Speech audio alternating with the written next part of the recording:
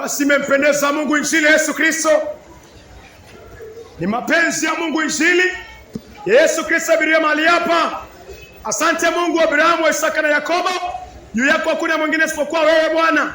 Nenda ukanene sawa na inavyokupendeza, na ni kwa jina lake Yesu Kristo aliye Bwana na mkombozi wetu. Amina. Kitabu ni Luka.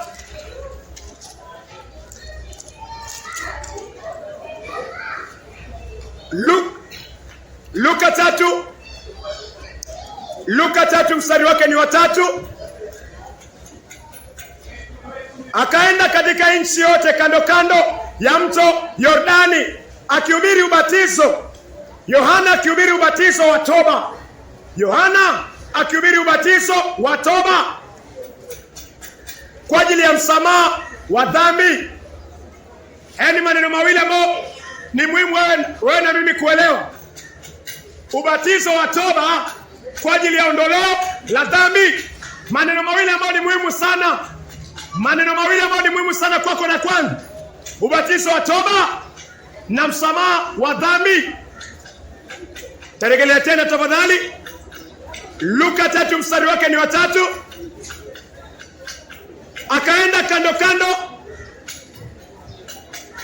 Akaenda katika nchi yote kando kando ya mto Yordani akihubiri ubatizo wa toba.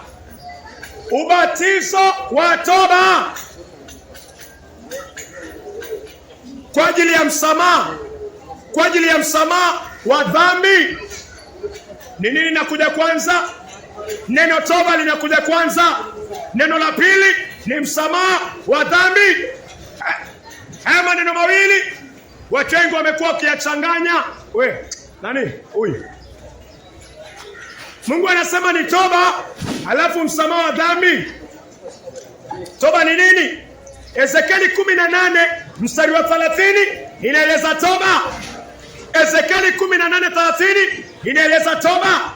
Nitawahukumu, Mungu anasema nitawahukumu nyumba ya Israeli, kila moja sawasawa na njia zake, asema Bwana Mwenyezi. Tubuni, tubuni, geukeni kutoka kwa makosa yenu yote, ndipo dhambi haitakuwa anguko lenu. Kutubu inamaanisha kugeuka kwa makosa yako yote. Hiyo ndio kutubu. Inaanza kuchange mind. Unabadilisha unabadilisha mawazo yako, unabadilisha moyo wako kwa uwezo wa Mungu, unabadilisha mwenendo wako. Hiyo ndio toba. Change of mind, heart na deeds. Hiyo ndio toba. Mungu alimtuma Yohana atengeze njia ya Yesu Kristo. Yohana ni toba. Yesu Kristo ni wokovu. So kile kinakuja kwanza ni toba. Baada ya toba, baada ya kukiri maovu yako, lazima uyakiri. Lazima kwa uwezo wa Mungu. Mwanadamu hawezi jigeuza, hawezi jibadilisha, lakini kwa uwezo wa neno la Mungu linaweza kubadilisha. Neno lina mamlaka, neno linasafisha. Neno ni maji, neno linafananishwa na maji, linaosha, linatakasa. Hawezi jibadilisha, kuna mtu amejibadilisha. Si kujibadilisha, neno lilinibadilisha. So kitu ambacho kinakuja kwanza ni toba. Yohana alihubiri toba. Alihubiri toba kwa ajili ya msamaha wa dhambi. Toba ni kugeuka kwa njia mbaya. Lazima uzikiri. Sieti nenda kanisani na bado unaendelea na usafu huku. Kutubu ni kugeuka completely kwa uwezo wa neno la Mungu, kubadilisha maisha yako kwa neno la Mungu. Nenda kanisani bado unasini, hapana. Wewe nani huyu? Hujaelewa? Wenda kanisani bado unaangalia pornografia, miaka 6 huko kanisani, na bado unachuki, bado unazini kama mbwa. Wafanya nini kanisani? Hujaelewa? Wewe nani huyu? Hujaelewa kwa nini watu wanaenda kanisani? Kanisa ni mwili wa Kristo, mwili mtakatifu. Ukienda na dhambi, dhambi inaondolewa. Ukienda kanisani wewe ni malaya, ukisikiza neno linakubadilisha. Ukienda kanisani wewe ni mwizi, neno linakubadilisha. Kwa uwezo wa Mungu popote unaweza badilisha. So Yohana akishiriki kwa uwezo wa Mungu alihubiri toba kwa ajili ya msamaha wa dhambi. Toba kwanza, toba kwa ajili ya msamaha wa dhambi. Kutubu ni kugeuka kwa njia mbaya. na ni gharama ya nani? Neno la Mungu. Toba kwa nini? Kwa ajili ya msamaha wa dhambi. Toba kwanza, lazima ukiri dhambi zako kwa uwezo wa Mungu, lazima uombe, lazima ushuke chini, lazima uwe na utiifu kwa moyo kwamba Mungu, siwezi jigeuza, siwezi jibadilisha, siwezi toa tamaa ya wanaume na wanawake, Mungu nisaidie. Lazima uwe na a willing heart. Lakini kama unafurahi, unalala unafurahi na wanawake, wanaume, unalewa unafurahi, utabaki hapo mpaka Yesu atakuja atakuweka jehanamu. Lazima uwe na moyo ambao unataka kubadilika, Mungu akubadilishe. Baada ya toba ni msamaha wa dhambi. Msamaha wa dhambi ni nini? Toba. Lazima uamini Yesu. Lazima uamini Yesu. Yohana 1:29. Yohana 1:29. Dhambi inaondolewaje? Dhambi inaondolewa kwa imani katika Yesu Kristo. Yohana 1:29. Siku iliyofuata Yohana muona Yesu anamjia. Yohana akasema, tazama, nyote sote tunaambiwa tumtazame Yesu Kristo, mwana kondoo wa Mungu aichukuae dhambi ya ulimwengu. Hivyo ndio dhambi inaondolewa kwa kumwamini kwanza. Yesu ameichukua, alafu Yesu anaipeleka msalabani. Yesu anaigongea dhambi yako na yangu. Yesu anaiosha kwa damu yake mwenyewe. Dhambi yako inaondolewa, dhambi yangu inaondolewa, maovu yako yanaondolewa. Mathayo 26, Mathayo 26:28. Yesu anasema, hii ndio damu yangu ya agano. Yesu anasema, hii ndio damu yangu ya agano. Ndani ya damu ya Yesu kuna agano. Wewe, ndani ya damu ya Yesu Kristo kuna agano. Agano gani? Hakuna damu ya mtume yoyote yule, hakuna damu ya nabii yoyote yule. Ndani ya damu hiyo kuna agano, isipokuwa ya Yesu Kristo peke yake. So Yesu anasema, hii ndio damu yangu ya agano, imwagikayo kwa ajili ya wengi kwa ondoleo la dhambi. Damu ya Yesu ilimwagika ili dhambi zako ziondolewe. Natumai kwa uwezo wa Mungu umeelewa kwa nini Mungu alimtuma Yohana kwanza. Tarejelea mara ya mwisho. Kitabu tumesoma ni Luka 3. Luka 3 mstari wake ni 3. Luka 3 mstari wake ni 3. Akaenda akaenda katika nchi yote kando ya mto Yordani, akihubiri ubatizo wa toba kwa ajili ya msamaha wa dhambi. Toba ni kugeuka kwa njia mbaya. Angalia huyu Yesu amwagi damu yake mahali hakuna toba. Lazima kuwe na toba kwanza, lazima kuwe na kugeuka kutoka kwa njia mbaya, lazima kuwe na kukubali mimi ni mwenye dhambi, lazima ukubaliane na neno.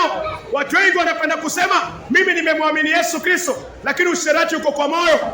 Wewe huyu umeenda crusade, sawa? Angalia, umeenda crusade, umesema mimi nataka kuokoka.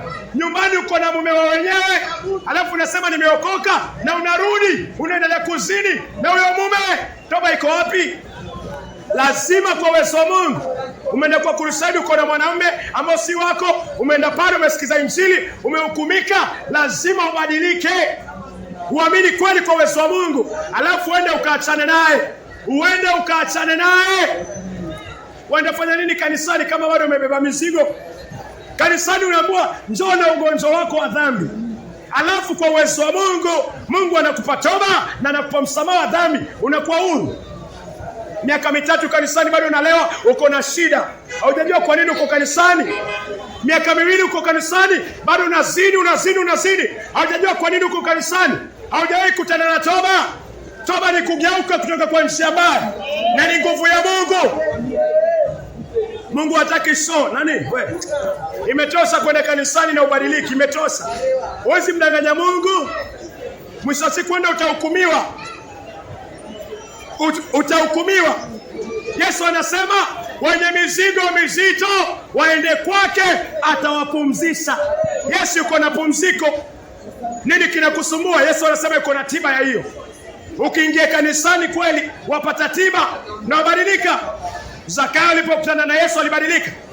Mary Magdalene alipokutana na Yesu alibadilika. Yule mtu mwenye mapepo katika Marko 5 alipokutana na Yesu alikuwa na mapepo ambayo ni legion. Legion ni thousands. Alipokutana na Yesu alibadilika. Yesu gani umekutana naye ambao hujabadilika mpaka sasa hivi? Angalia Biblia yako vizuri.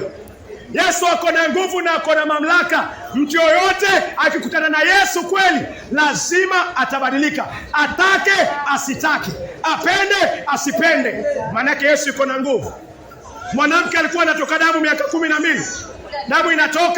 Damu inatoka. Hakumshika Yesu. Wewe. Hakumshika Yesu. Alishika vazi la Yesu. Vazi. Nguvu zikatoka kwa Yesu, akakauka, akawa safi. Yesu akamwambia imani yako imekuponya. Yesu ukikutana naye lazima utapona. Ya si kuwa, lakini imani ni nini? Imani ni kuamini pasipokuona. Imani ni kuamini pasipokuona. Yesu alifanya hivyo, na Yesu anakuita utubu dhambi,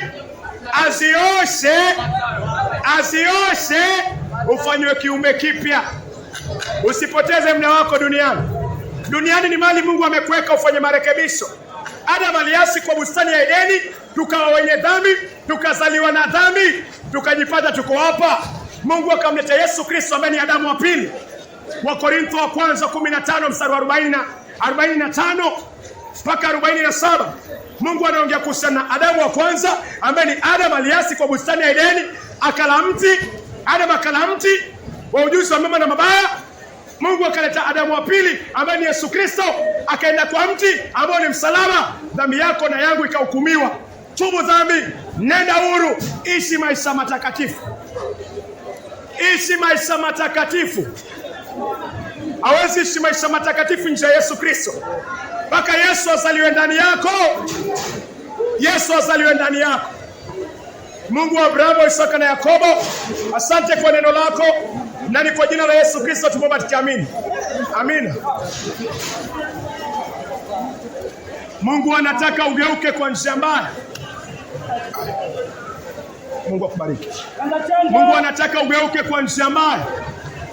Njia ambayo impendezi Mungu, Mungu haipende. Nitajifuta. Mungu haipende njia mbaya.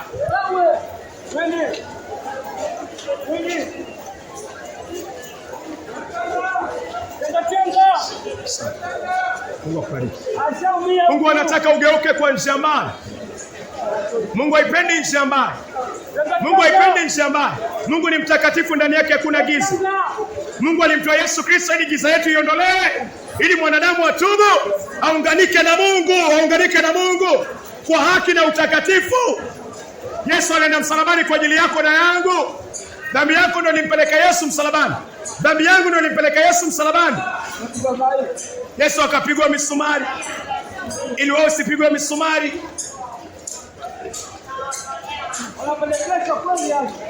Mungu anakuita ugeuke kwa njia mbaya. Na Mungu yuko na nguvu ya kukubadilisha. Mungu yuko na mamlaka ya kukubadilisha. Hakuna dhambi kubwa kwa Yesu Kristo. Hakuna mzigo mzito kwa Yesu Kristo. Yesu anakuambia ulete huo mzigo. Lete huo mzigo wa dhambi. Lete huo mzigo wa maasi.